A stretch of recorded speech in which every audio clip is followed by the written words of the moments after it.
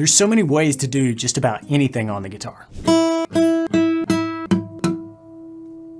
This absolutely confused me until I realized one thing. This gives us options, and options are great as long as you know how to use them. Here's a super helpful exercise that makes use of all those options, and it will help you expand your comfort zone on the fretboard, and it all starts with our favorite thing, a lick. Real quick before we dig in, you'll get the most from this lesson if you have the basics of the fretboard down, so you can grab BGI's free fretboard toolkit at the link below. But now let's dig in.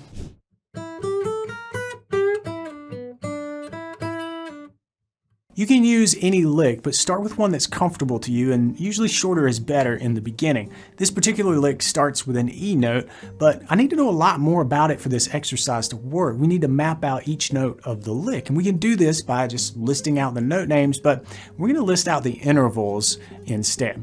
Before we do, if you aren't familiar with intervals, check out Tuesday Blues 418. It's packed with practical ways of finding intervals on the fretboard. But now let's map out the intervals of this lick. The lick starts with an E, which is the root note, and then there's a blues bend on the minor third before a chromatic run from the fourth up to the fifth. Then we return in the minor third, then the root, before dipping down to the flat seven, and then the fifth below the root,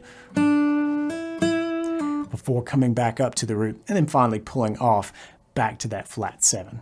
This is the structure of the lick, and we get to take that and run it through that cool exercise that I mentioned. We're going to play the lick from every possible root note. Sometimes the fingerings are very similar, like when we move the lick to the third string.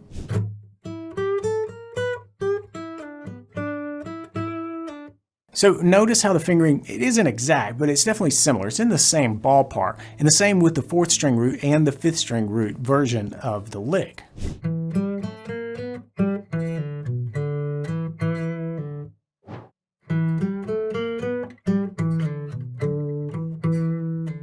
But there's something really cool happening in each of these examples that's kind of easy to miss, but I'm sure you caught it, because sometimes you're naturally just going to alter the lick because of the position or the string that you're playing on. For example, the main lick slides down from the root to the flat seven, but you can't really do that if you're on the fourth string. You have to pull off, and that small change is subtle, but it really represents the subtle choices that help us create our own sound on the guitar, and it brings out something unique in different areas of the fretboard. Here's another example of a small tweak that maybe isn't so small when we start the lick on the open sixth string.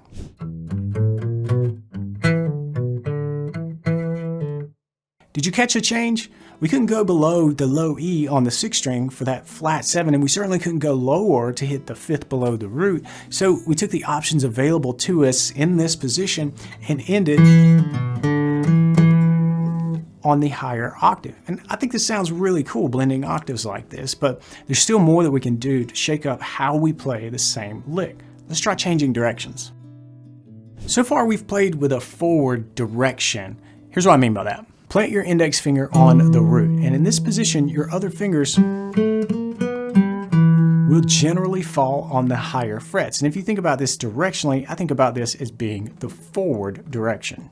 But we can also play the same notes in the opposite direction. Plant your ring or even your pinky finger on the root instead of your index finger and find the same intervals. The strings are going to be different, but the intervals will still be there. And your fingers will generally fall this way on the lower frets. And I think of this as backward in direction.